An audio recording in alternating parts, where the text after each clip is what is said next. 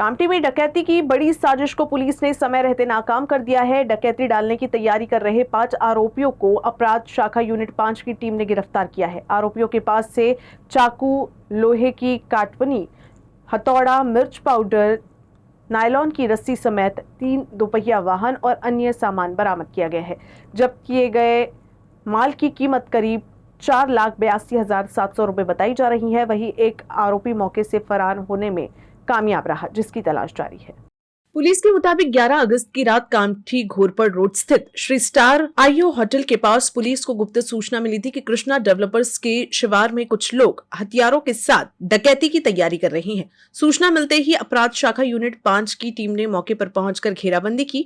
Police को देखते ही एक आरोपी अंधेरे का फायदा उठाकर फरार हो गया, जबकि 5 आरोपियों को दबोच लिया गया। तलाशी के दौरान आरोपियों के पास से धारदार चाकू, फोल्डिंग चाकू, हथौड़ा, मिर्च पाउडर, नायलॉन की रस्सी, मोबाइल फोन और 3 दोपहिया वाहन बरामद किए गए। पुलिस ने जब्त किए गए 4,82,700 रुपए के माल को आगे की कार्रवाई के लिए नई कामठी पुलिस के सुपुर्द कर दिया है। वहीं फरार आरोपी रवि गुप्ता उर्फ बारिक की तलाश की जा रही है।